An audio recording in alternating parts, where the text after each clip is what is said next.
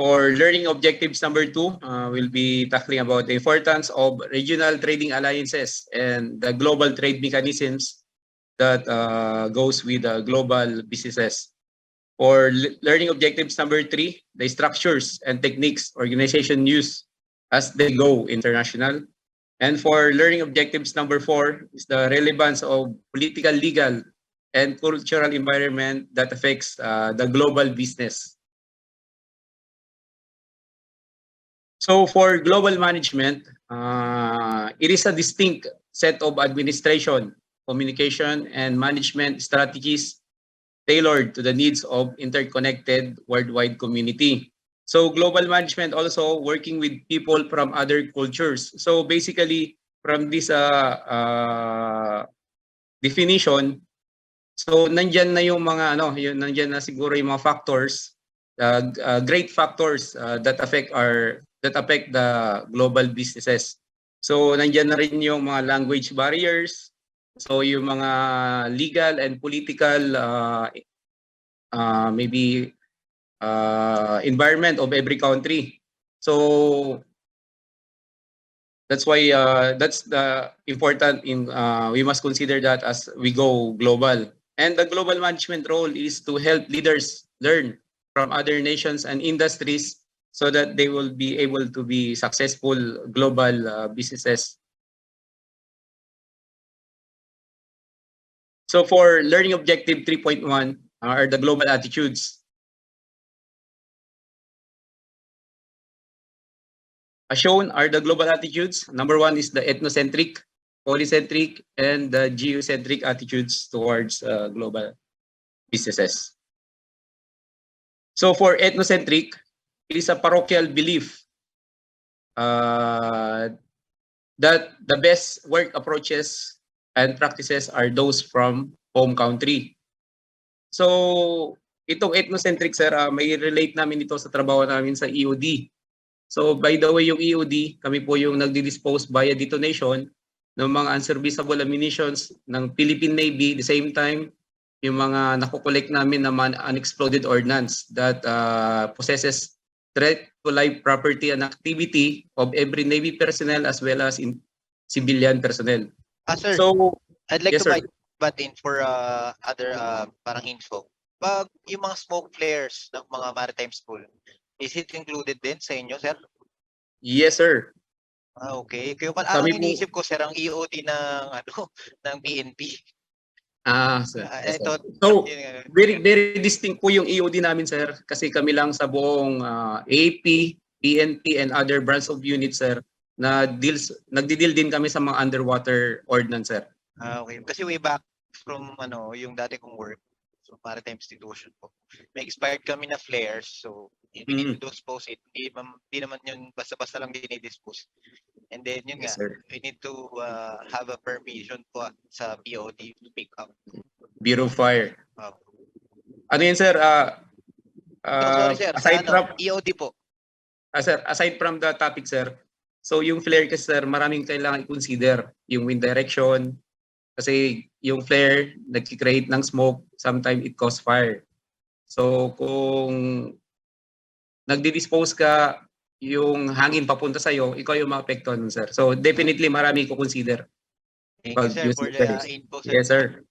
Sir, yun nga, sir, to go back with my report, sir, for the ethnocentric attitude. So basically for EOD community like us, sir, in disposing unserviceable ammunitions of the Philippine Navy, so we are not buying for any recommendations from Army, Air Force, PNP, and other branch of services in disposing our unserviceable ammunitions.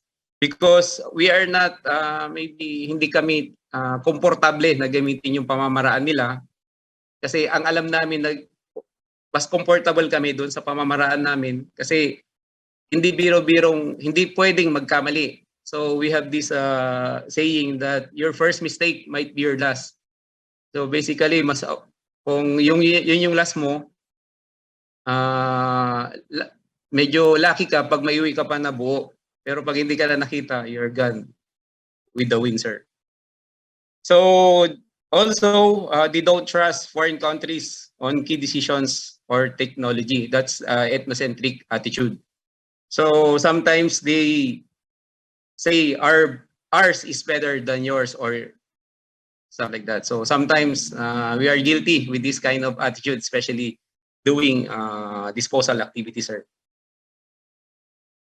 So for polycentric attitude is a view that the managers in the host country know the best work approaches and practices for running their business. So yung host country, ito yung doon, kahit foreign country siya, tapos nandoon yung business mo.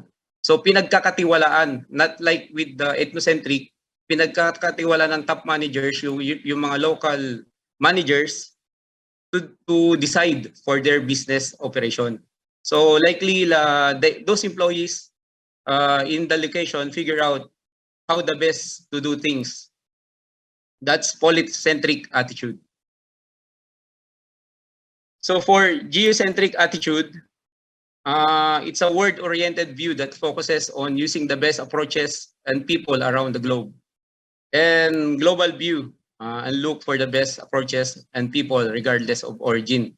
So definitely on our work, sir, sometimes we go also with geocentric attitude. So in working in line with EOD, not it's that disposal is only a part of our job, sir. Parang mabawasan yung taxes, tariff na magbe-benefit yung company, siyempre magigain siya ng profit, the same time less yung cost doon sa mga consumers. So kaya na-create nila itong mga regional trading alliances. So as shown are the examples of regional trading alliances.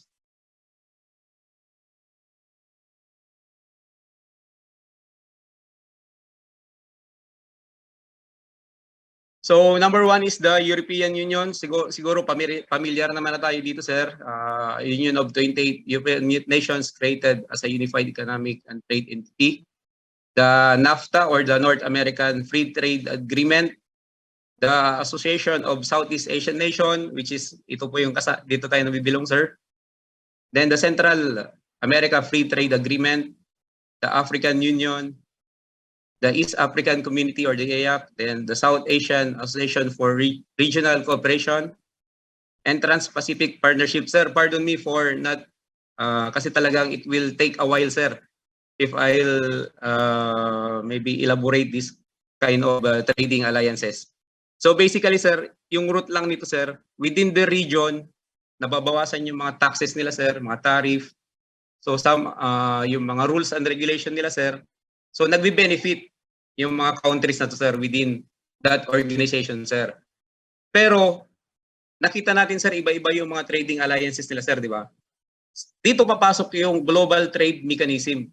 Ito yung nagko-control dito sa mga trading alliances na to para i-ensure yung efficient and effective trade businesses, sir, within the global. Kasi kung minsan, kung sakaling walang magmi-mitigate or walang maglo-look forward doon sa mga rules nila, sir, baka mamaya, sir, syempre may makita natin, sir, yung mga powerful countries na joining with other trading alliances. So baka mamaya mag-ano sila doon, sir, parang i-take advantage nila na malalakas yung company, abusuin natin, kaya natin to. Kaya yung global trade mechanism, ito yung nag-i-ensure doon sa efficient and effective trade businesses within the global, sir.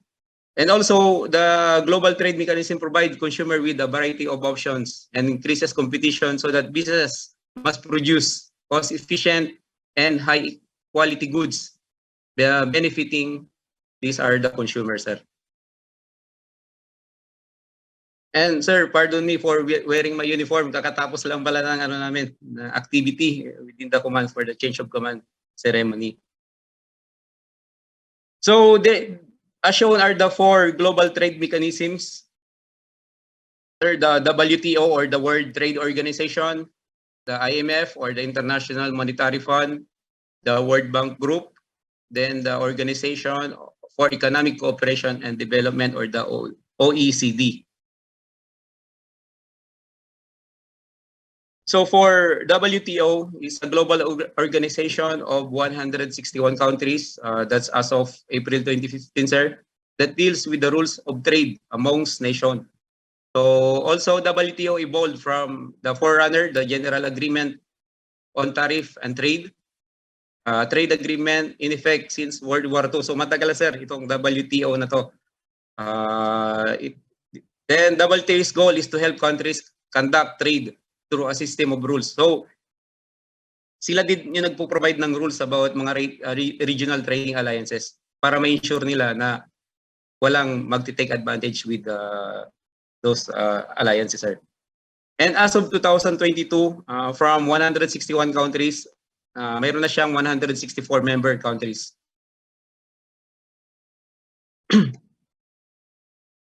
Number 2 is the IMF. It's an organization of 188 countries that promotes international monetary cooperation and provides member countries with policy advice and temporary loans and technical assistance to establish and maintain financial stability and to strengthen economies.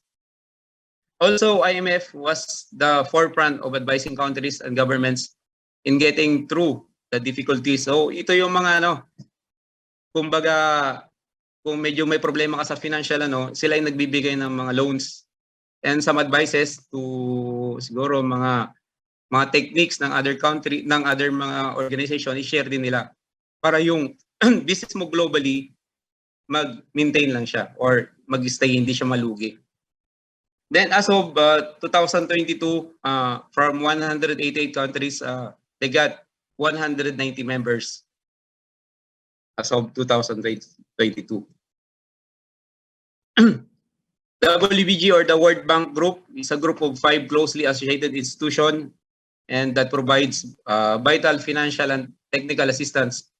So nakita natin yung IMF at WBG pares lang siya ng pinoprovide. So basically itong dalawang to, yung IMF at WBG or yung World Bank Group, so sila talaga yung nagpo-provide ng mga loans, mga financial assistance and technical advice to developed countries around the world. And World Bank Group goal is to promote long-term economic development and poverty reduction by providing members with technical and financial support. So 2022, 189 member countries. These are the 5 associated institutions that compose the World Bank Group. The International Bank for Reconstruction and Development, the IDA or the International Development Association, the IFC or the International Finance Corporation, the MIGA, the Multilateral Investment Guarantee Agency, the ICSID, International Center for Settlement of Investment Disputes. So dito sa 5 associated institution to World Bank Group, kung mapapansin nyo, naka-highlight yung IBRD, which is yung Philippines, member nito since 1945 pa. Dito tayo nabibilong dito sa International Bank for Reconstruction and Development.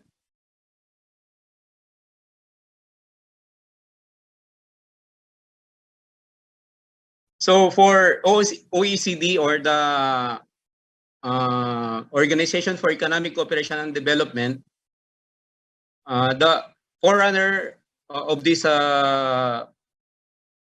institution is the Organization for European Economic Cooperation.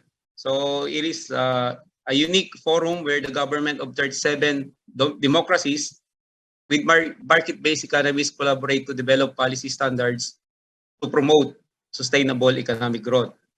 Also provides a setting where governments can compare experiences, seek answers to common challenges, identify good practices, and develop high standards for economic policy.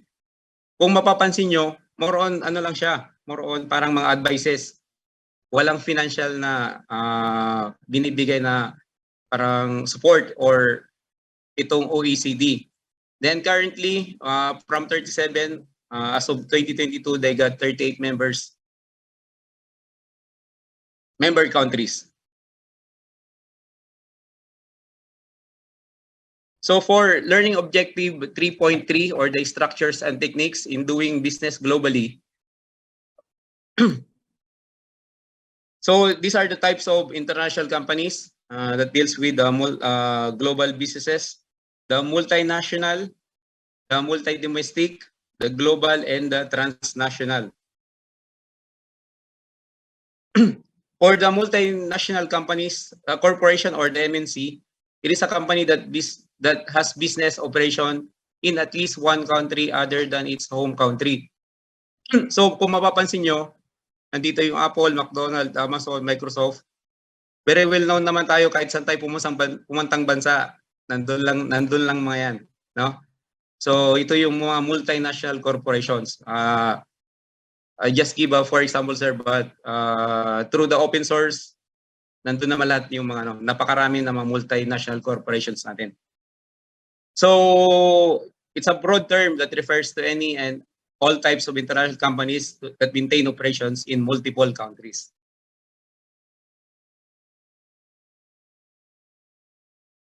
So multi-domestic corporation, it is a one type of multinational corporation which decentralize management and other decisions to local country.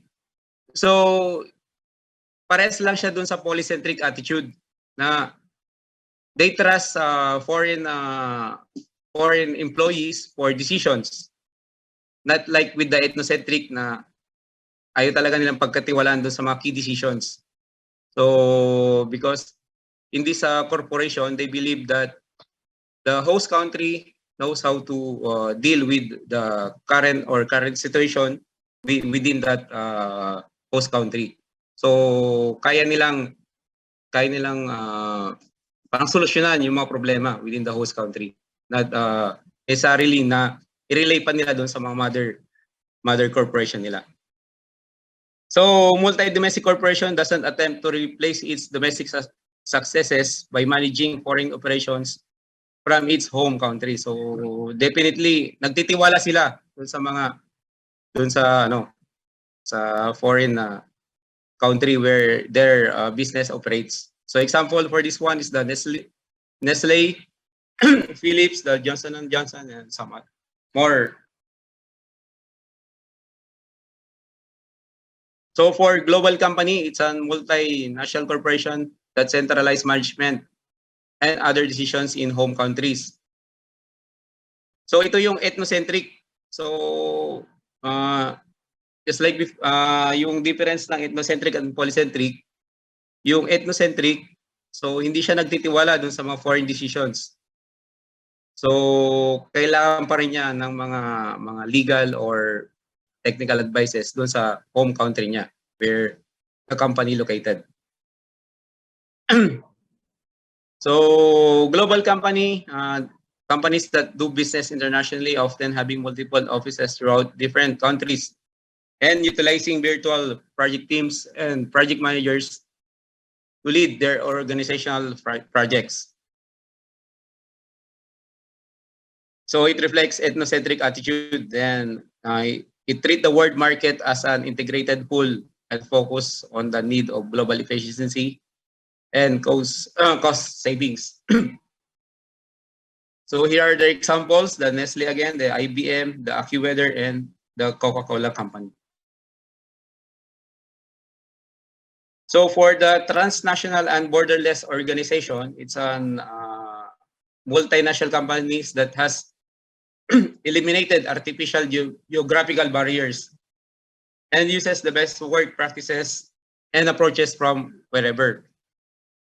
It reflects geocentric attitudes. So, and its goal is to get as much as profit as possible. So same with yung geocentric attitude, itong transnational or borderless organization.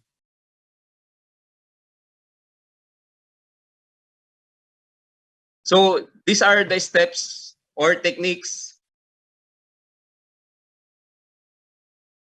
on how organization goes global. Some companies starts with a minimal investment from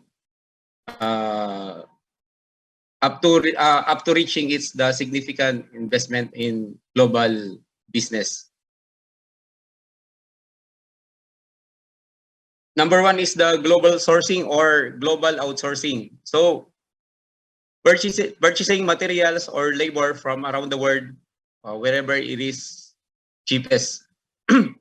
And the goal is to take advantage of the lower cost in order to be more competitive. So, for example dito, yung Starbucks coffee. So, alam naman natin, pag sinabi mong Starbucks, so mataas yung standard niya, di ba?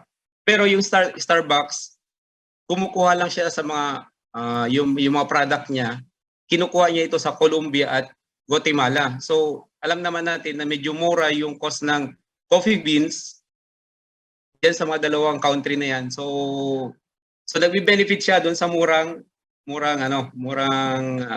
cost ng beans. At the same time, here in the Philippines, alam naman natin nagsusulputan yung mga call center.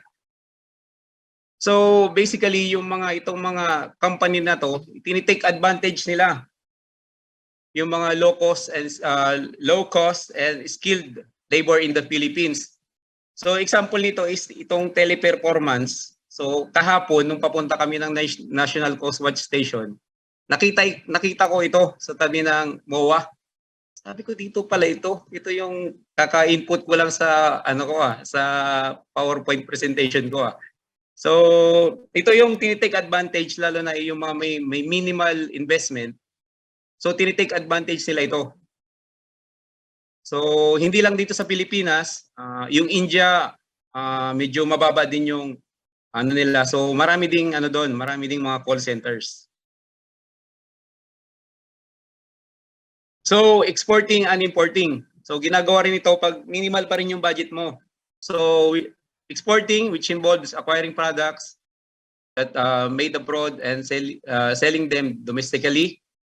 While importing is making products domestically and selling them abroad. So basically, alam na natin ito, yung export, import. Both usually entail minimal investment and risk. So small businesses often use these approaches especially in doing business globally. So kasi kung mag-invest ka ng medyo dyan, tapos alam naman natin na pag nag-open ka ng business, mataas yung risk, diba? So in doing business globally, so ito yung tinitake advantage ng mostly na na mga ibang global companies, while minimal pa yung investment nila, para yung risk medyo mababa lang, kaya nila yung tolerance nila, kaya siguro natin ito, mga ganun ba. So kaya ito yung mga from global sourcing and global outsourcing, same with exporting and importing, ito yung mga ginagawa ng mga minimal yung mga investment nila, mga company or mga global businesses. So for licensing and franchising, sabi dito, similar approaches involving giving another organization the right to use its brand name, technology or product specification in returns for a lump sum payment or a free, usually based on sales. The difference of licensing is primarily used by manufacturing organization that makes or sell another company products, while franchising primarily used by service organization. The example ko dito yung McDonald's at Walt Disney. Sino ba yung nakakain na ng Happy Meal together with your daughters and sons? So siguro halos lahat tayo, di ba? So alam naman natin na yung McDo pwede tayo mag-franchise, di ba? Pero in conceptualizing the Happy Meal, yung Walt Disney, binigyan niya ng license yung McDonald's para gamitin yung mga Walt Disney trademark character. Doon sa Happy Meal yung nilalagay natin, sir. So binigyan ng Walt Disney ng license para yung product ng McDo, yung Happy Meal, magamit nila yung mga trademark, mga Mickey Mouse, may mga trademark characters ng Walt Disney. So, kaya kahit saan bansa tayo, may Happy Meal. Kasi based dito sa binigyan ng license ng Walt Disney na gamitin yung mga trademark characters into a McDonald's product, sir. So basically, ang ano na nito, makaka-attract ka ng maraming customer, lalo pag mga ganyan, kids eh. So pag sinabi niya yan sa mga daddy niya and mommy niya, so alam mo na natin yung weakness natin eh. As halos lahat tayo, admittedly, pag inulit ka na ng anak mo, go. So ito yung ito yung mag-a-attract. Kasi ang target nila, mga kabataan talaga, na talagang siguro sa 10 request, siguro isa lang or dalawa lang yung no eh. So panalo pa rin yung yes sa pagbili ng mga products na to. And strategic alliances, it's a partnership between an organization and foreign company partners or partners in which both share resources and knowledge in developing a new product or building production facilities. Example ko dito yung, tignan ko lang yung notes ko .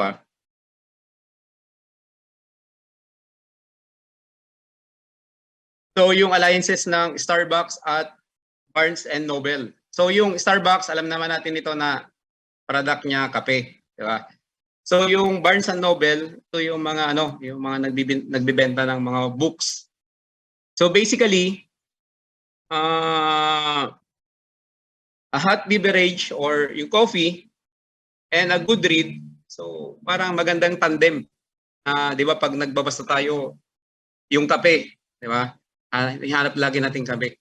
So these strategic alliances gives book enthusiasts have another reason to visit Barnes and Noble rather than buying online. So number 2 example is yung GoPro and yung Red Bull. So we all know yung mga extreme games or yung mga skydive. So yung Red Bull, ini-sponsoran niya yung dive, yung mga skydives. So basically to capture that moment, tinap niya si GoPro. So para mag-create pa rin na, kuwari yung mga mag-engage sa ganong mga sports or enthusiast sa mga ganong mga extreme. So basically they will trust GoPro and drink Red Bull para medyo malakas sila during the dives. So for joint venture, it is a specific type of strategic alliance in which the partners form a separate independent organization from business purpose. So yung example ko dito yung Toyota.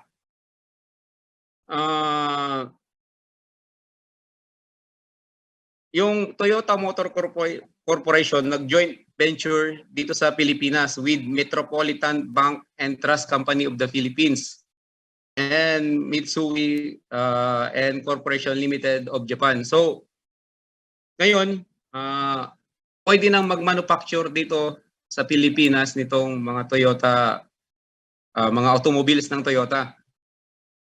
Kasi naki-merge sila sa mga companies within our country. And foreign subsidiary. It is a company that operates in one country but partially or wholly owned by a parent company based in another country. So for example dito yung 7-Eleven, alam natin ito na convenience store sa US, but now wholly owned by the Japanese with a 70% share. So and it's managed as multi-domestic organization. So napansin natin sa 7-Eleven, 'di ba, yung mga nagko-control, mga branch manager mostly mga para kung sa atin, mga Pilipinos na rin yung mga nagko-control. And in doing business, these foreign subsidiary are responsible for their own assets and taxes.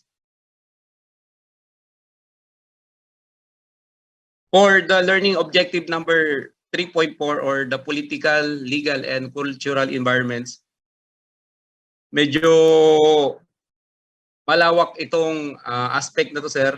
So medyo iniksiyan ko lang, sir, para makapag-present po lahat ngayon.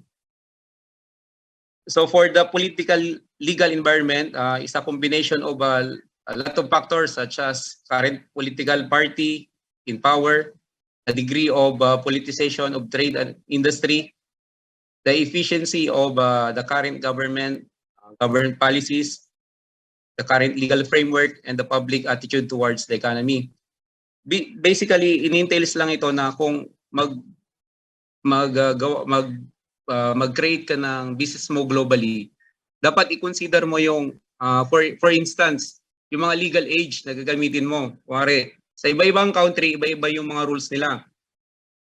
Sa atin, pwede yung mga 18 below or 18 above. Sa other countries, dapat 25 above, mga ganun ba? So dapat, when you do your business globally, dapat ito yung may consider mo na mga factors. And ang pinakamahirap na bansa na gawahan ng business is, sabi nila, yung China and Russia. Kasi yung China, pinoprotektahan niya yung mga local niya. So ngayon, hihigpitan niya yung mga policy. Hihigpitan yung mga policy, kuwari yung mga other foreign corporation, papasok doon, hihigpitan niya, tatasan yung tax.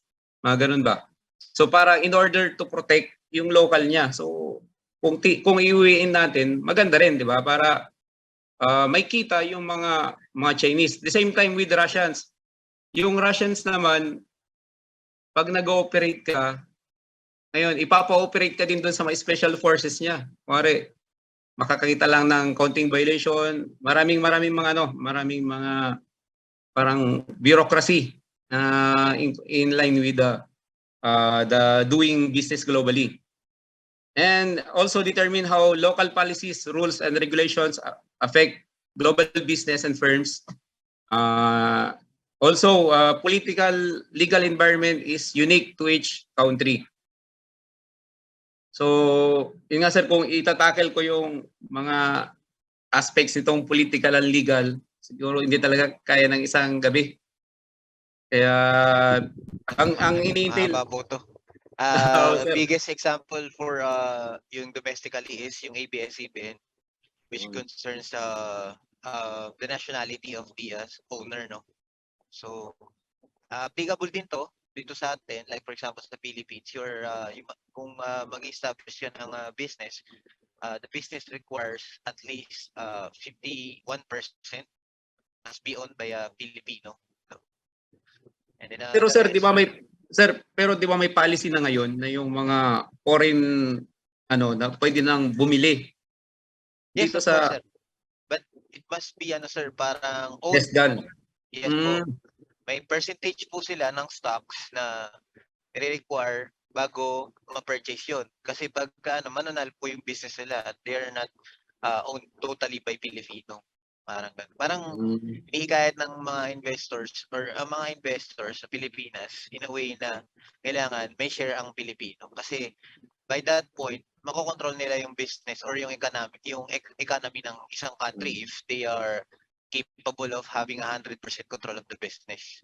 What if, for example, a country relies on one single business, like for example, oil, and then the business the oil business was owned by a foreign country, so they have the chance or the power, no, to control yung price ng oil natin, and then tayo magsasuffer.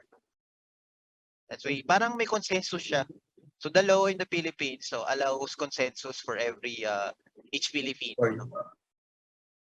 Told the majority share, sir. Yes po, of course. Okay, sir. That way, like for example, yung mga ibang company, like the Honda, already withdraw na sa Pilipinas dahil sobrang hirap na ng mga policy natin, and then at saka yung legal requirements. Tapos, hindi naman din sila kumikita taxes, sir. sa atin. Mga taxes. Opo, hindi naman sila kumikita din sa atin.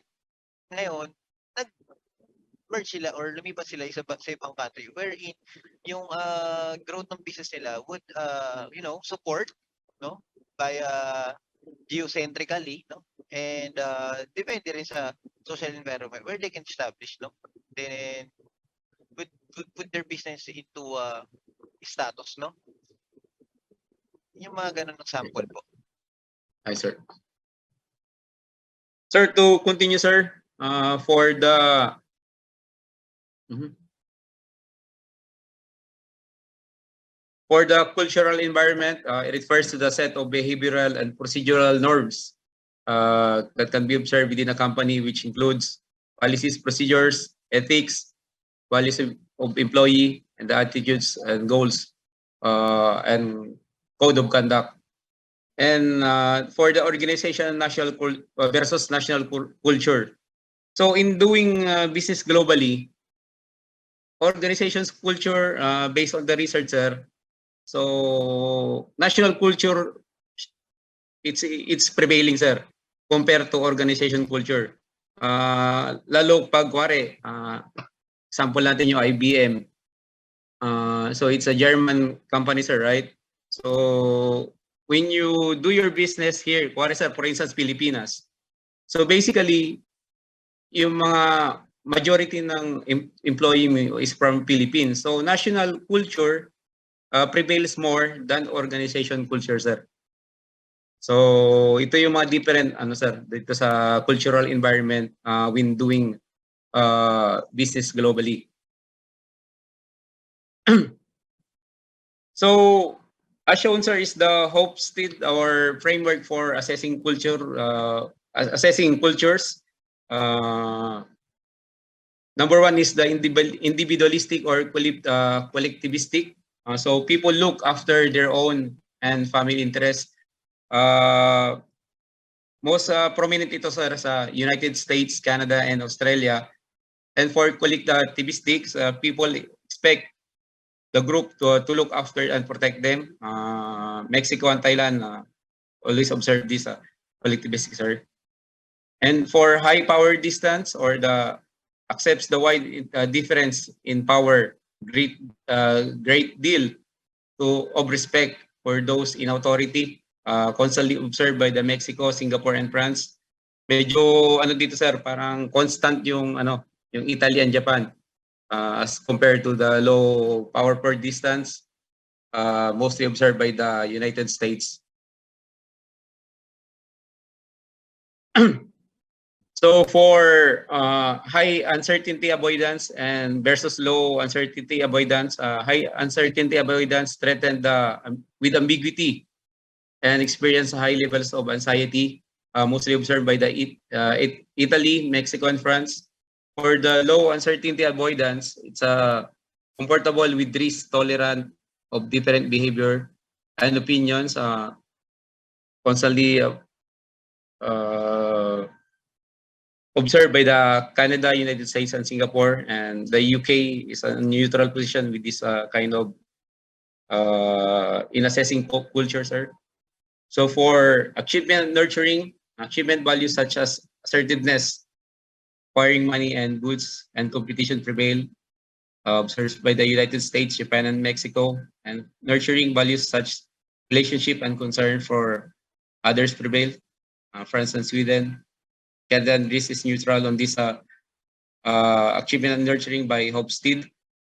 And for long-term orientation versus short-term orientation, people look to the future and value thrift and persistence, constantly observed by the Germany, Australia, United States, and Canada.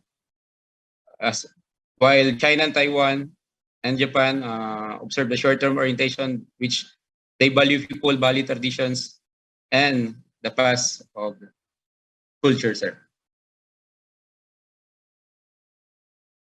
Sir, basically, sir, admittedly, sir, medyo due to yung mga activity, sir, yung Hofstede, medyo hindi ko talaga medyo sir. So if you can enlighten us, sir, as your student, sir, on how to. So basically, this chapter talks about business in global environment, and their style, their strategies, their mechanism, in terms of how they handle business and how they rely on their economic business, no?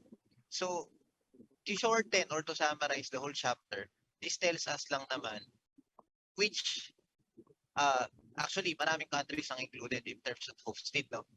Pagdating sa frameworks, no?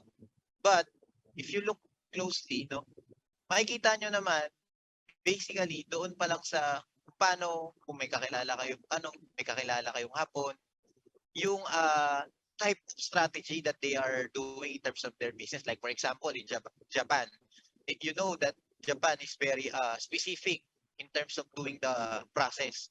They're very they put lots of layers in terms of doing their project or their process or how they operate. Like not compared dun sa uh, mga kano or mga taga US, they do it freestyle, no? There's freedom, no? Like for example, mapapansin nyo, sila Bill Gates, sila Elon Musk, they have been successful in doing lots of risk. So they take high risk compared dun sa Japanese. They focus more on the process, which they know 100% would be effective, no? They do lots of trials that compared dun sa mga they take risk, lots and lots of risk, but the risk that they have is more rewarding compared to what Japanese is doing, no? But eventually, in output or in summary, if you look at them, if you compare them closely, yung Japanese, kahit hindi sila wide or huge earner in terms of economic, they have the stability. Kasi nga, collectively, lahat ng people nila, ini-embrace nila yung culture, not compared dun sa mga or sa mga taga-US, na mga business owners. Malaki yung gap nila, no? From yung rich to poor nila, malaki yung gap. Hindi katulad sa Hapon, though, syempre, hindi natin masabi, wala tayong data, no? Pero, as you can see, mapapanood niya sa YouTube, nakikita niyo yung mga business owner. Meron sila sariling stall, hindi sila nagre-rely as employee, no? More Japanese, no, tends to establish their own business rather than being employee, no, compared to US, no. So yun yung parang layman's term in terms of accessing culture. Like for example, sa pagsisiman, ang mga Chinese, sasakay lang yan ng ilang sakay. Pagkatapos yung sumakay, magbe-business na yan kahit hindi pa magkapitan, hindi pa mag-chief engineer, nag-i-establish nyo sila, hindi na sila sumasampat. Pero ang Pinoy, kung mapapansin nyo, ang tanda na, magsi-60 na, pinipilit pa rin nilang maging seaman, pinipilit pa rin nilang sumakay, pinipilit na sumabay sa modern trend. So those are one of the examples of how different globally the culture is, no? And that's the way how people or tawag dito, kung yung mga tao or yung mga different nationality on approaching, no, in terms of business, no, doing business. So, I guess, Yes, sir. kasi masyado siya malawak, no? Actually, hindi niya na nga in-include yung mga more of the first world country na in-include niya, hindi niya na in-include yung mga third world, such as yung mga prevailing ngayon, yung mga nagra-rise up, wala na nga din dyan yung Saudi, wala pa dyan yung tawag dito, yung Indo and Singapore, wala pa masyado. Pero tignan nyo naman, mapapansin nyo pa lang kung paano yung kino-compare, pero eventually, yung Hopeseed na yan, pag in-apply nyo ngayon, marami na siyang different, no? Difference na rin yan kasi even yung United States, ina-apply niya na yung style ng Japan. Parang sabi nila, ay parang ina-apply, nakikita nila yung proseso ng mga Hapon. Ay, ang ganda pala ng proseso ng Hapon. Ang ganda pala ng proseso ng mga Norwegians. So, yung mga European country, alam nyo, nag-modernize sila. They apply the trend. They apply to the current trends. Like for example, katulad ng sinabi nyo, may ethnocentric, may polycentric, meron ding geocentric. Ngayon, marami na siya, hybrid na siya. Even the European car makers, hindi naman na sila sa European umaasa. Ngayon, sa China sila umaasa. Even though yung China, we are all known or they are all known na pag sinabi mo China, ganito yung quality, ganito. But right now, the current trend, nag-focus na ngayon lahat dun sa China kasi nga they have support system or they do business or strategic planning in doing their business, no? They tend not to risk much long as they hindi magsasuffer yung business nila or yung company nila based dun sa business model na ina-apply nila, no? Based dun sa low cost, sir. Low cost Yes, and services na pinoprovide ng China. Part yun. But the most important thing is the economic growth, no? Yung economic growth, no? Even right now, kung mapapansin nyo, naging main issue sa atin yung Maharlika funds, no? Maraming tutol doon kasi maraming maapektuhan. But in the long term or long period, pag tinignan nyo siya, ganun ang ginawa ng Singapore, no? That's why Singapore is very successful even with the minimal landscape that they have. So look at Singapore right now. We try to patent everything, no? Then unfortunately, not all the people are educated and open-minded in absorbing things like this, no? But somehow, when we talk about business, no, and if we try to educate some people, there's a chance that they might find it very unfair, especially if they're 100% or fully affected of it. But in the long term, if you look at it in a business side, very ano siya, very I think it's hindi siya high risk kasi may support team siya and then may safeguard tayo in place. So hopefully hindi siya maapektuhan ng corruption, no? Ayun ang pinaka-virus natin. That's the one very main factor in terms of legal, no? Yung corruption. And the layer that we put, the more the layer we put, the more that yung finesse ng output that we anticipate, less and less pagdating dun sa output, mas hindi natin siya na-achieve because of the layers that we put. We tend to put so much layer that we forget to streamline and directly, put some input and then produce the output that we want, no? So that's the thing, no? And that's why we differ, no? Every country differs in terms of the business approach. And even every country differs, no, on how they approach, not just because of the local system, but also globally. And how they become successful, not just because of how they put the system, but also don't forget the stroke of luck, no? Risk taker, sir. Yes, of course, the stroke of luck, and being consistent, and being, sabi nga nila, mind over matter, but not all the time it works, no? So you have to be scientific about everything, no? You have to be backed up with evidence and data, and you must put a good visibility before you putting up or you establish some business, no? And that's the thing about how the business or the economy works, no? In every country or in any individual country, whether it's third world, first world, second world, whether what it is, no? Or even as individual person, alam nyo yan, at somehow, makikita nyo rin yung ma-apply nyo yan na even kahit sa ibang tao, nagiging hybrid sila. Like for example, dropshipping. Any one of you familiar with dropshipping? Sobrang napakadali ng dropshipping, but there's a risk for dropshipping. Like for example, if you don't have the connects or you have the proper connection to other people or suppliers, you might tend to have a failure. That's why before doing business, you must have the assurance, no, that you would have the better output that you anticipate, which is only good, no? So expect the unexpected, ika nga nila.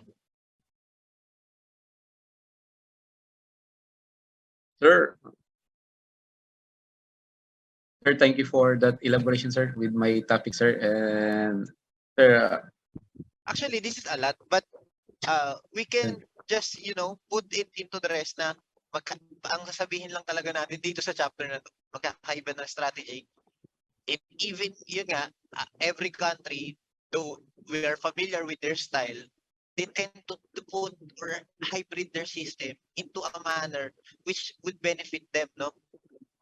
Like for example, in Japan, sa Japan, sinusupport nila yung sarili nila, sinasubsidize nila ng government nila from the funds that's coming from the people or the civilians. Ginagawa din naman sa atin yun, but hindi tayo nagpuput ng malaking percentage in terms of national budget. Like for example, Land Bank and DBP, they support businesses in the Philippines. That's why, kung mapapansin nyo, hindi naman lahat ng pera na nilagay ni tawag dito, Gokongwei, nila San Miguel, hindi naman nila pera lang yung basta. Supported din sila ng government. Nag-loan sila sa government, pinapaikot nila yung pera. That's why kumikita rin yung gobyerno na ito. But at some point, if we put a lot of money and then we tend to hand or finance a lot of money, mas malaki yung balik sa atin. But in our case, since we're a third world country, wala tayong much capital to do that, no, compared to other countries such as Japan, no. Yun yung mga sample, no. Ako, medyo fascinated ako in terms of how Japan do their business. And ako, physically or in actual, in real life scenario, I witness how Japan does the business, no? Kasi ako, I'm a product or the work or the company that I currently work is a merger company of Japanese and the Filipino. That's why Japan has been one of my biggest example. And that's the thing, you know, hindi lang to applicable sa isang country, applicable din siya sa isang individual o magtatayo ng negosyo. And that's why managers should be aware of this, because at some point he has or she must have a decision, no? So she or he must have a background of how doing business. That's why we tackle it, or that's why it's included also on our reference. Actually, hindi na yan updated. Medyo luma na tong book na to, no? Pero at some point, you see how we adapt, you know? We try to adapt as much as possible kasi at some point, yung ibang reference, hindi rin nila ibibigay ito. It's just that we have to be flexible and how we, you know, put the right timing into different figures that the reference will show us. I guess that's your, sir, no? End of your presentation. Thank you, sir, no? For streamlining and then having the, you know, right fundamentals showcasing, no? Thank you, sir.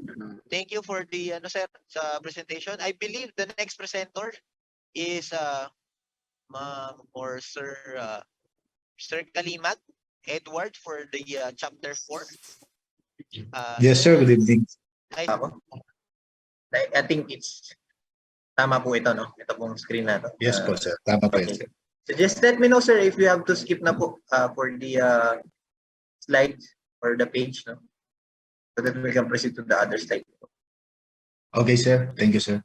And my apologies for the technical problem. Just a disclaimer, sir. Yung ginamit ko palang references dito is not just the one that you gave, but also Good. some research in the open source. Yes, sir. So Sobrang to pagod na rin continue, ako, sir, for the sobrang pagod na rin ako. Paulit-ulit ko naririnig. Sir, to continue for the managing workplace diversity. So it is important for a variety of reasons. Number one, sir, is a diverse workplace can bring a range of perspective, experiences, and skills to an organization, which can lead to increased creativity, innovation, and problem-solving abilities. So when people from different backgrounds and cultures come together, they bring with them the unique perspective and approaches that can help organization adapt to new challenges and stay competitive in an ever-changing marketplace. So another, sir, is that for the legal and ethical perspective, there are countries also that have laws, regulation in place that prohibit discrimination based on certain characteristics such as race, gender, age, and disability. And failure to comply with this can lead to legal liability and damage to organization. I think, sir, isang sample dito is inaalaw na ngayon yung dati kasi pag senior citizen ka, wala nang tumatanggap sa'yo. But I think there is law na pwede nang mag-apply yung mga senior citizen ulit. At the same time, yung mga may disabilities, so they can apply for a certain job based from their skills. Unfortunately, Not just alone, no? Not just alone, but also they use it as a branding, no, and a marketing strategy for companies. No? yes, sir. So that Tama, sir. they can have the sympathy, no, for other people, and some customers would, you know, support what they are doing, so that they can help Yes, sir. those unfortunate. No? Yes, sir. Thank you for that input. Kung may nakaka-remember sa inyo, ewan ko kung matanda na ako. Dyan sa parteng Rojas Boulevard before, series of kwan yan yung uh, restaurant. So yung mga nagse-serve dati dyan is yung mga tawag natin yung persons deprived of height. So yung mga maliliit. So ewan ko lang naabutan nyo. So yun yung mga strategy nila na ginawa before. So pag nakikita, nakukyutan yung mga tao na pumunta for that restaurant. So marami yung pumupunta for that particular place. Unfortunately, in a military perspective, may mga what we call hindi pwede yung iba dito. Like for example, age. So if you enter in a military organization, may mga age limit. At the same time, for disability, of course, kasi soldier ka, so dapat wala kang sakit o wala kang disability. And you must be physically fit. So yun yung difference lang siguro for entering a military organization. To continue, so managing a diverse workplace is also important for the employees to be feel valued and respected for who they are, and they are more likely to be engaged, motivated, and committed to their work. So a diverse workplace can also reduce instances of discrimination, harassment, and bias, which can improve employees' morale and reduce turnover. So overall, for this slide, managing workplace diversity is important for ensuring organizational success, legal compliances, ethical responsibility, employee engagement, and relevant in a rapidly changing world. Next slide, sir, please. So, the changing workplace. Ang nilagay ko dito, sir, is the pandemic era. So, ito, sir, yung nakikita kong changing workplace in the pandemic era. So, first is the remote work. So, I believe all of us undergone this. So, lahat tayo during the pandemic period. So, in the COVID-19 pandemic has accelerated the shift towards work. So, many companies have adopted a hybrid work model that allows employees to work from home or in an office. So, remote work, also known as telecommunicating or telework. So, gaya ng sabi ko, lahat tayo nag-adapt dito with the use of the technologies. Next, sir, is the increased flexibility. Number 2, the increased flexibility. So employers are offering more flexible work arrangements, such as flexible hours. So normally, on a job work is 8 to 5. But nowadays, you work on your convenient time as long as you deliver what is expected of you. So this flexibility can provide employees with a better work-life balance and can lead to increased job satisfaction, higher productivity, and better employee retention. There was also this study na during working on a flexible time, mas nagagampanan kaya mas productive yung isang tao since versus dun sa normally na 8 to 5 kasi siyempre pag 8 to 5 normally parang kumbaga sa pagkain nasusuya ka na, but on your own time, on your own pace, mas productive ang isang tao. Another, sir, is the number 3 is the automation. So automation and artificial intelligence are transforming the workplace, with many routine tasks being automated, leading to job displacement in some industries. So sabi nga ni Elon Musk, the future is on artificial intelligence daw. So dito na tayo papunta lahat on AI. So this can include using the software automate to work a certain task such as data entry processing, use of the robotics, automate manufacturing and assembly line processes.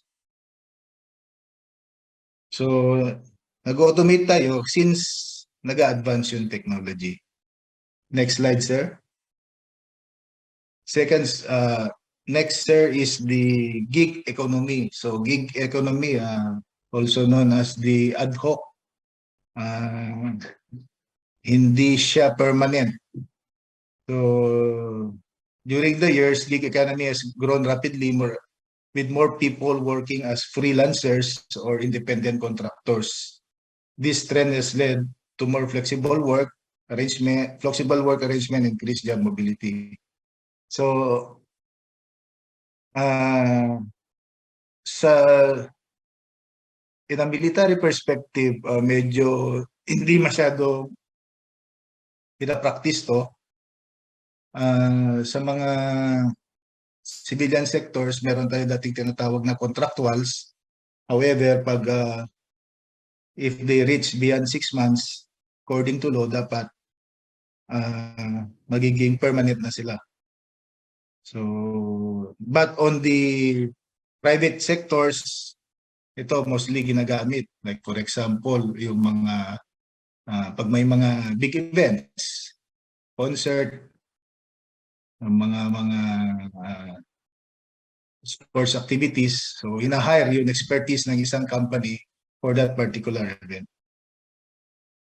Next is the emphasis on diversity and inclusion. There is a growing emphasis on diversity and inclusion in the workplace, with companies striving to create a more inclusive and equitable work environment. So increased focus on mental health. Mental health has become a critical issue in the workplace, with employees offering more support and resources to employees to promote their well-being. So there is also a study na during COVID times, marami yung nag-suffer dito for the enlisted personnel. I think during their enlistment, they must undergo the physical examinations. So luckily, sa atin mga soldiers, we have this annual physical exam kung ini-engage natin properly. But I think natigil to during the pandemic since pinagbawal nun yung, hindi naman pinagbawal, but na-minimize yung contact. So, but now, pinabalik ulit natin ito to see or to assess us if we are still physically fit for our work. Next, sir, is the skill-based hiring. So many companies are shifting their hiring practices to focus on skills rather than degrees. So this trend is driven by the need for more diverse and skilled workforce, rather than relying solely on traditional qualifications such as degree or certification. So in the military side, if you are not graduate from the academy, so pag nag-hire sila ng personnel from the Naval Officer Candidate Course, may mga certain qualifications sila. We need technical personnel, so yung mga graduate from the engineering courses, then on engineering and IT. Some pag kailangan nila ng pagkokonti yung mga nurse, they hire more nurse corps. So may mga skills based on the requirements of the service. So ganun din sa mga private sectors. Dapat the skills that is set could generate or contribute to the output of a certain company. So overall, the changing workplace is characterized by greater flexibility, technological advancement, and a growing focus on diversity, inclusion, and employee well-being. Next slide, sir, please. Next, sir, is the types of workplace diversity. So first, sir, we have the age. So age diversity in workplace refers to the differences in age between employees.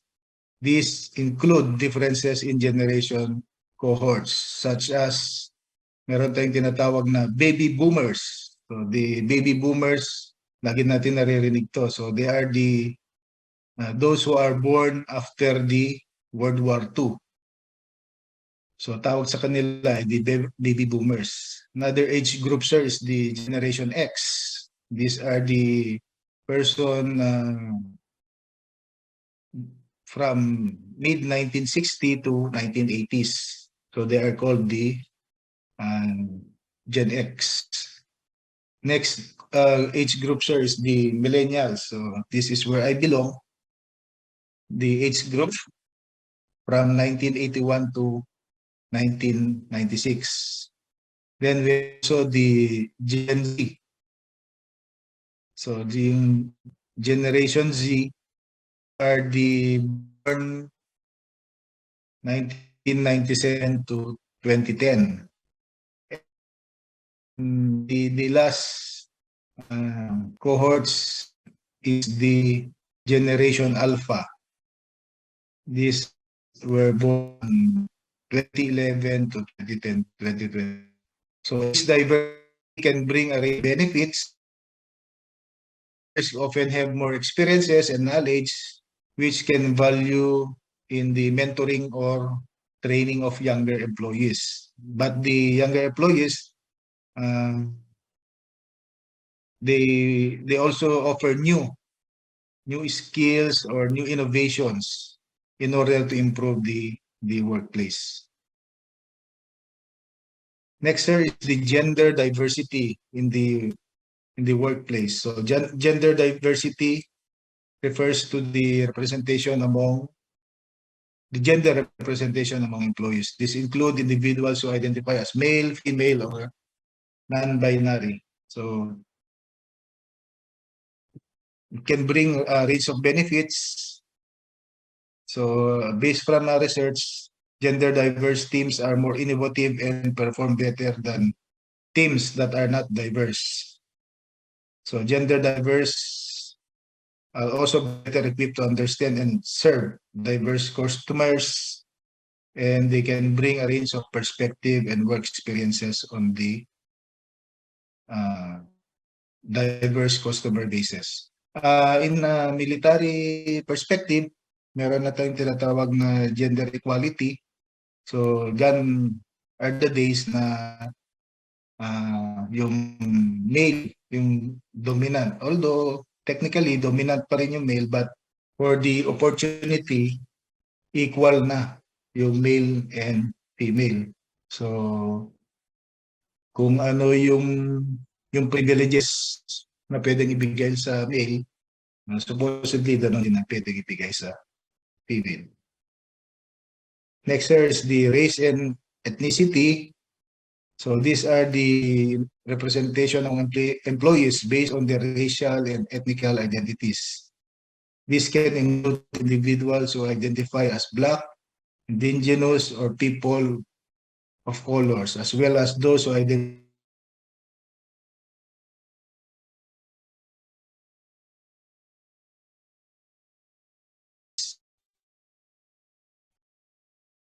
for to become and form better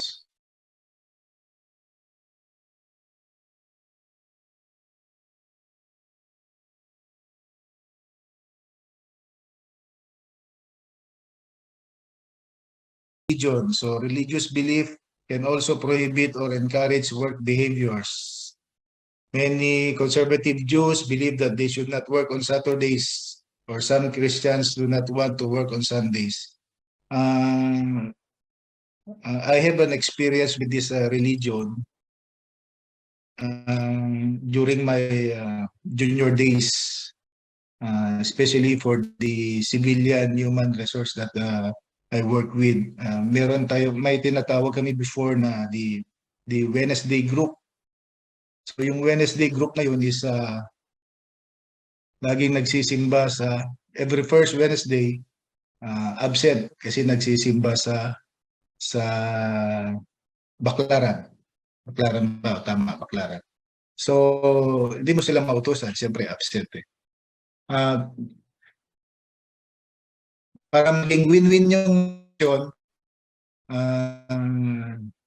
minsan papayagan, hindi. Just explain them na siyempre nagtrabaho sila dito. Dapat work first. Pero bibigyan mo rin sila ng mga leeway na to exercise their religious belief. So it's just a matter of tawag dito, adjusting to the belief of your co-workers. Next here is the LGBT or which refers to lesbian, gay, bisexual, and transgender people. This relates to the diversity of sexual orientation, gender identity. So, sa private corporate world, hindi masyadong issue to. Yung LGBT kasi nowadays openly accepted na siya. But there are still some companies na medyo hesitant sa other groups, but generally it is already accepted. Sa military hindi ko lang sure, but it is accepted already na marami naman na tayo nagiging co-workers na belong to the different groups for the LGBT. For others, ito yung mga present sa workplace diversity that might deal with to include socioeconomic backgrounds or social class, team members from different functional areas on the organizational units, physical activities, obesity, tidiness, job. So ito lang yung mga other groups na not mentioned on the previously categories. Next slide, sir.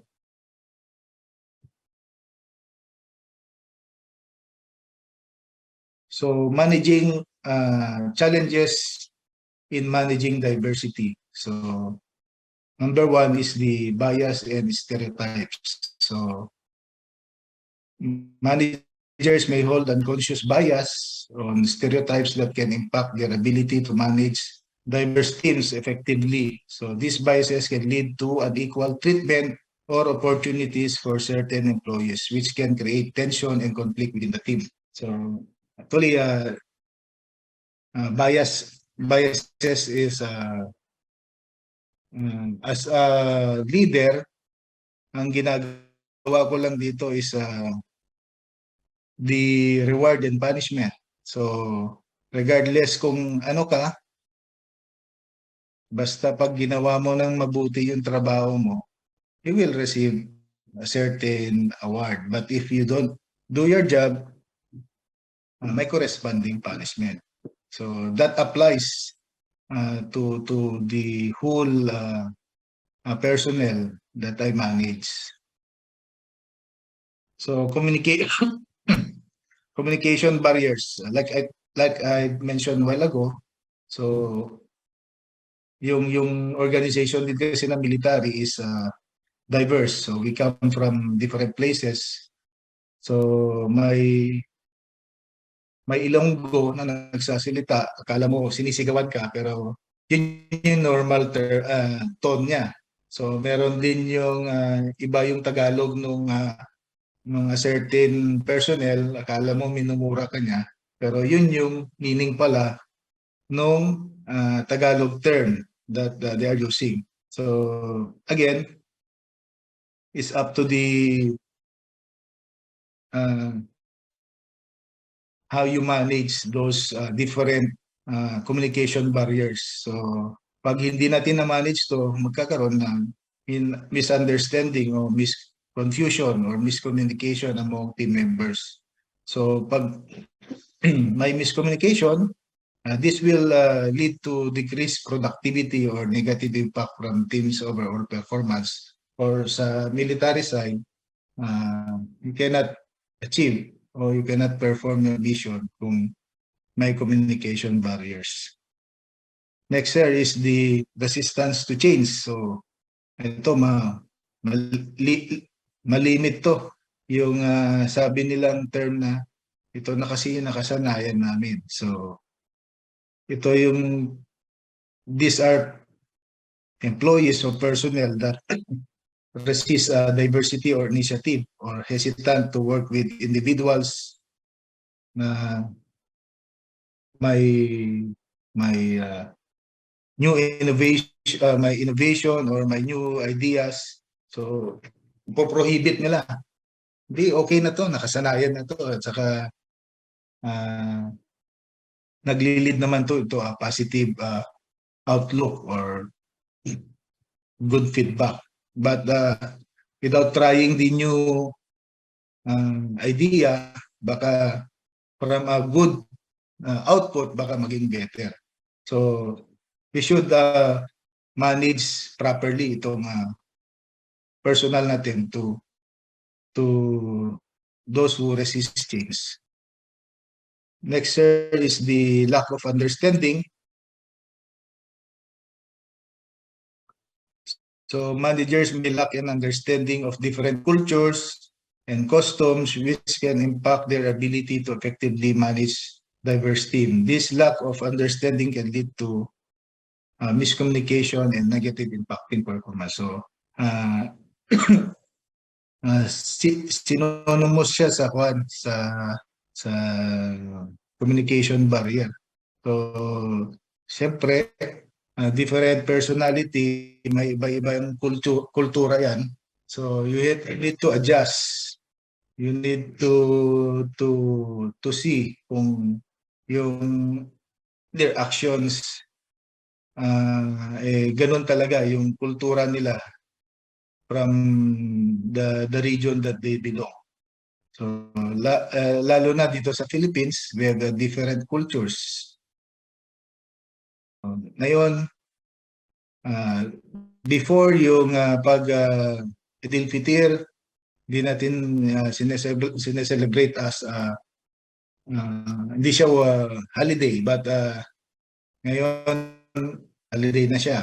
So we are respecting the culture of the Muslim brothers. Then ano ba bang ibang cultures? Yung iglesia. Yung mga iglesia natin na hindi kumakain ng dugo, for example. So dapat maging sensitive din tayo na pag those Christians na kumakain ng food na bawal sa other religious organization, we must also be sensitive with their cultures. Next, sir, is the legal compliance. So managers must ensure that their actions are in compliance with the local and national laws regarding discrimination and harassment. So failure to comply with these laws can result in legal action being taken against the organization. So most commonly na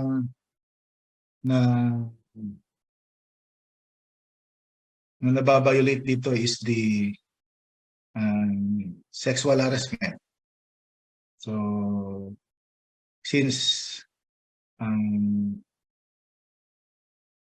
yung actions ng isang leader or the head of one, akala niya okay na doon sa subordinate niya. But knowingly, yung actions niya are already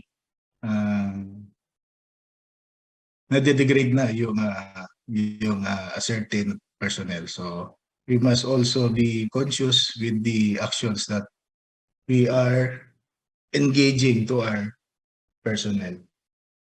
So to overcome these challenges, managers can implement a range of strategies, including providing training and education on diversity and inclusion in creating policies and practices that promote diversity and inclusion, of fostering open communication channels and leading by example.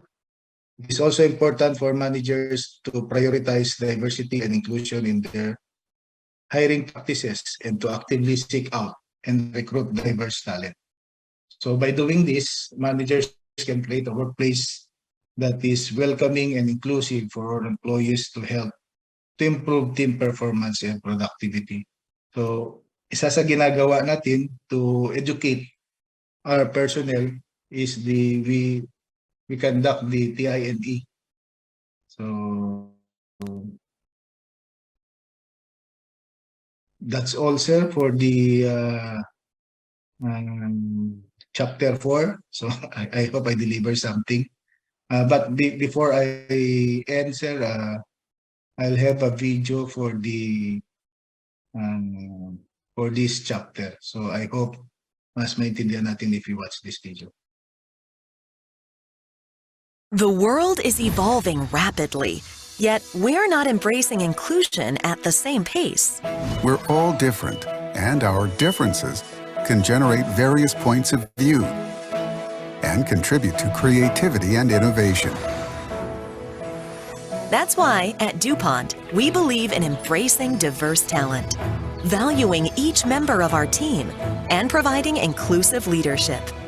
We can utilize our differences to better achieve our goals and objectives. We've made a lot of progress, yet we strive to go even further. There are still people working in environments where they feel as though they don't belong. We cannot all contribute ideas if women only hold 20% of seats in the boardrooms of top companies globally. Unconscious bias in the workplace is just that, unconscious.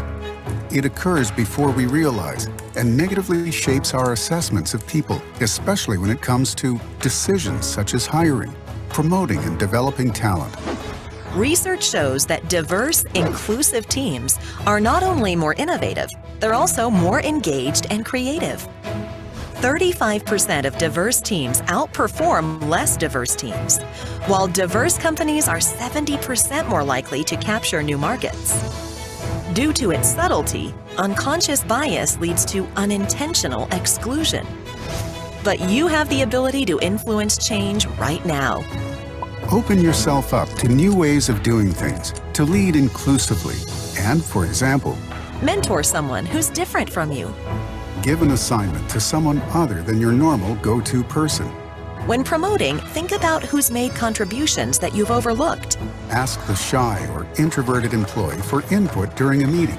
Get to know someone different from you by asking them to lunch. Speak up when you hear an inappropriate or disrespectful comment said in your presence. Don't assume the answer. Ask questions to understand points of view that are different than yours. Monitor yourself and observe when your bias is getting in the way. So commit to being consciously inclusive. Respect differences. Be accountable and embrace possibilities. Imagine the impact you can have. One person. One.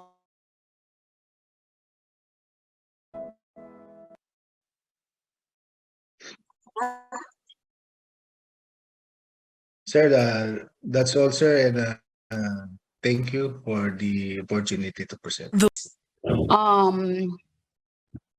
So the scope of my presentation are as follows.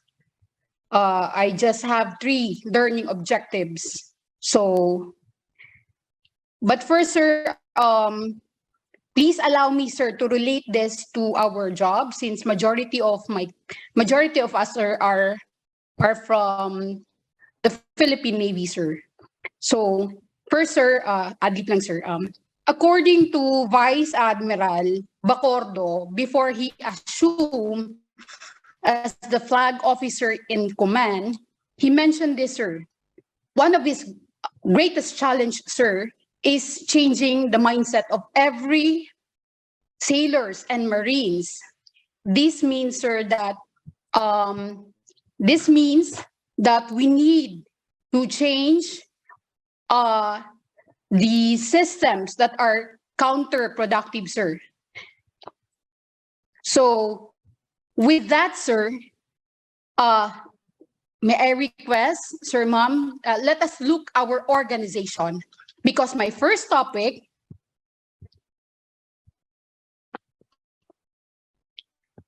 is about techniques for reducing resistance to change. Hindi ko alam, or baka hindi ko sure, or sa sarili ko na if or ongoing na ina-apply natin sa organization natin. Pero tulungan niyo po ako, sir, ma'am. Pero meron akong sa isip ko, pero I just want this to share it with you. So first is education and communication. Education and communication can help reduce resistance to change by helping our personnel see the logic of change effort. So for example, sir, we in our organization sending officers, personnel to go on foreign schooling. Then later on, what he has learned from that schooling, he will share it to our organization, to our personnel. So with that, sir, that is one way of informing or sharing what is the importance of what you have learned from going abroad or schooling or taking that course. Because we need to explain to our men and women in the organization, why do we need to change our mindset? Why do we need to acquire this asset? Why do we need to have this? Because that is one way of reducing change, reducing resistance to change. And usually the reason of why there is resistance, because there is misinformation or poor communication. Di ba po, sir, ma'am, isa sa pinaka-importante sa relasyon is communication. This is the same with our organization. Importante po yung communication.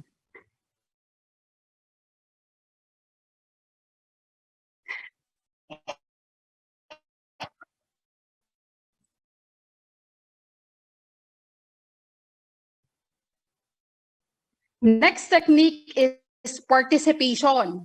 So participation, we are conducting seminars, lectures, workshops. Then we invited majority of the officers with the rank of lieutenant, with the rank of this. So because through these activities, we allow our personnel, these officers, to express their feelings, increase the quality of the process, increase their participation, and increase their commitment in supporting our aspiration for our organization. So usually, the reason for this is that resistors have the expertise to make a contribution. That is why we are encouraging them to participate. Next technique is facilitation and support. So facilitation and support, it involves helping employees deal with the fear and anxiety associated with the change effort. So example of this, since majority of us here has this 10 to 15 years of experience, those who are new or just beginning to enter the service, we tend to lecture them, we tend to mentor them, we tend to guide them, because ito yung mga taong natatakot pa dahil bago pa lang sila sa organization. So this is another technique. So facilitation and support. So one of the reason bakit may resistance to change is that resistors are fearful and anxiety-ridden. So that is just an example, sir, ma'am. Next technique is negotiation. Negotiation is exchanging something of value for an agreement. This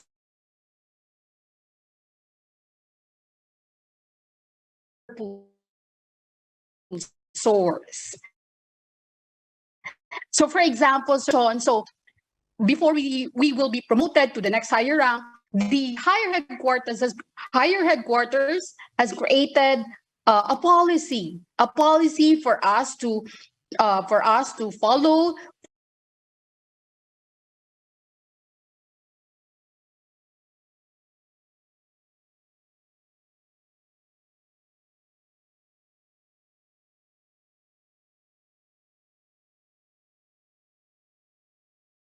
Will be promoted. Do you have any questions, sir? Next technique is manipulation and co-optation. So manipulation and co-optation means attempts to influence others about the change. You are distorting the facts to make the change appear more attractive. So alam nating mahirap, pero sinabi natin, no, we can do it. This is for our organization. Pero alam natin, mahirap kadaanan for change. But we are distorting facts para maging attractive yung change na gagawin natin sa organization. Next technique is coercion. I think I need not to explain this, sir, ma'am, because this is very common before to us. We use coercion. It involves the use of direct threats or force against the resistors. Before yon, pero ngayon, I don't think so. We are still using this one. Kung meron man, medyo a little na lang.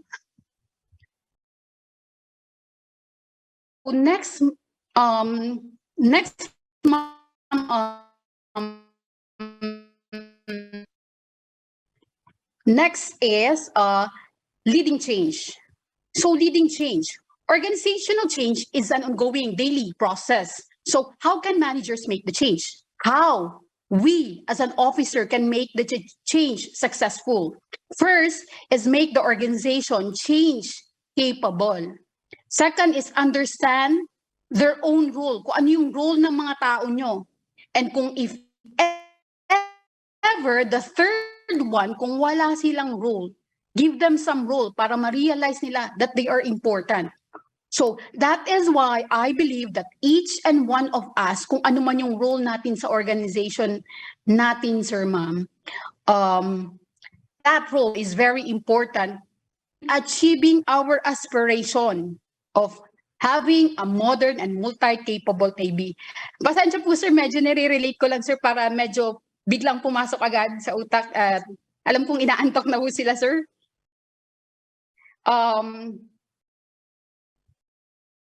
So, change-capable organization. How can we make our organization a change-capable organization? First is link the present and the future. Think of work, link the present. Ano yung meron tayo? We're new asset. So that is why, first is link present and the future. So second is make learning a way of life. Change-friendly organization excel at knowledge sharing and management. The third is actively support and encourage day-to-day improvement and changes. So this is another technique for change-capable organization. You actively support and encourage your men to their day-to-day improvement and changes. This one, as mentioned by our professor, gusto niya yung mga diverse teams kasi madaming natututunan siya doon. The same with us. Must ensure diverse team, support them. Kasi mas maganda to, magkakaroon ng pagbabago if we are willing to listen to these diverse teams. The fifth one is encourage mavericks because their ideas and approaches are outside the mainstream. Mavericks can help bring about radical change. Shelter breakthroughs. Shelter breakthroughs means change-friendly organizations have found ways to protect those breakthrough ideas. So ito yung mga parang yung organization na kung saan pwede mong masasandalan anytime. So number 7 is integrate technology. For a change-capable organization, we need to integrate technology. Use technology to implement change. Ito, napaka-importante sa lahat ng relasyon. And the same with the organization, build and deepen trust. People are more likely to support changes when the organization's culture is trusting and managers have credibility and integrity.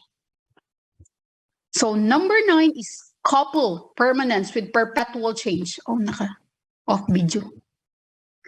So because changes is the only constant, so companies need to figure out how to protect their core strength during times of change.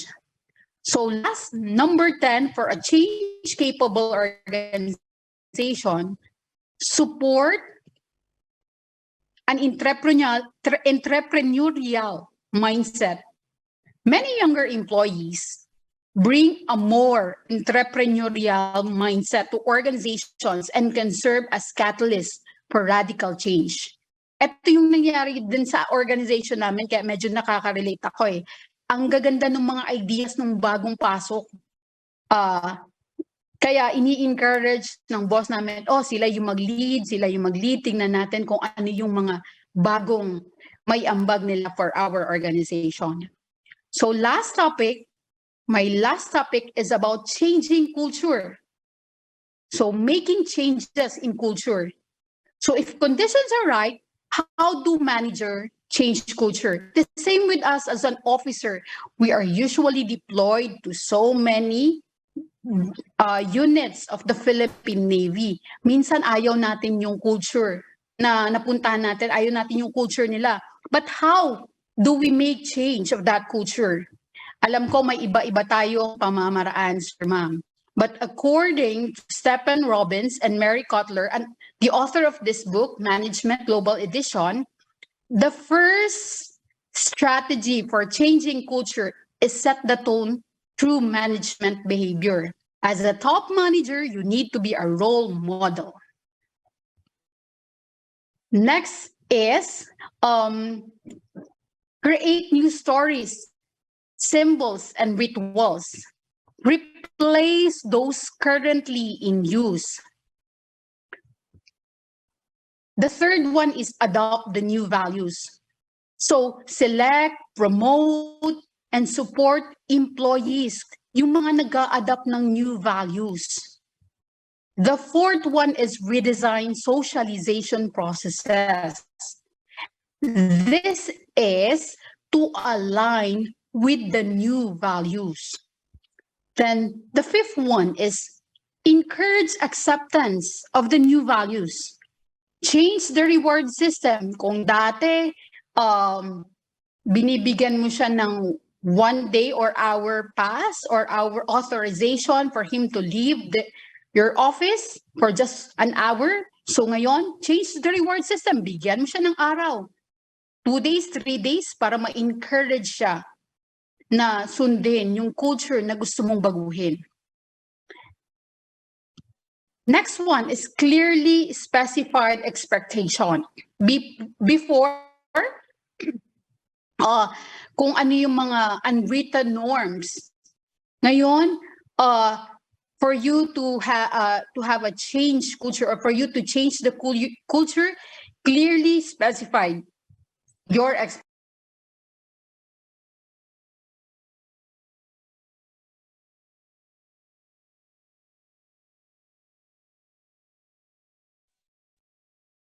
sorry, sir.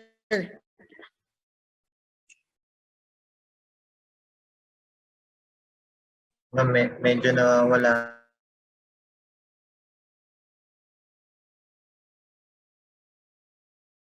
Sorry, sir.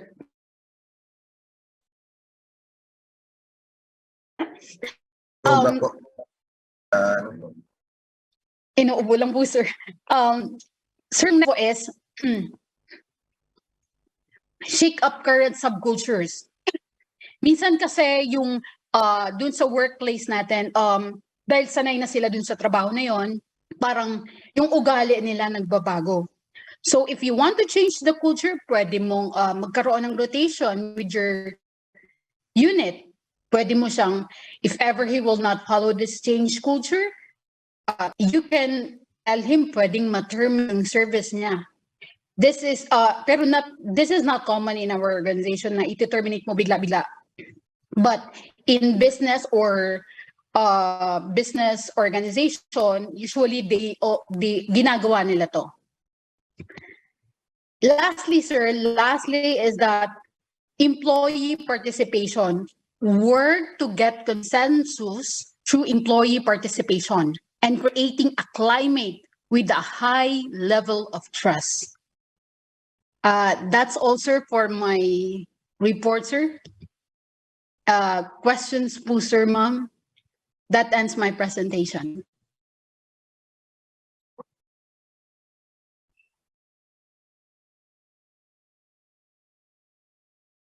Any questions?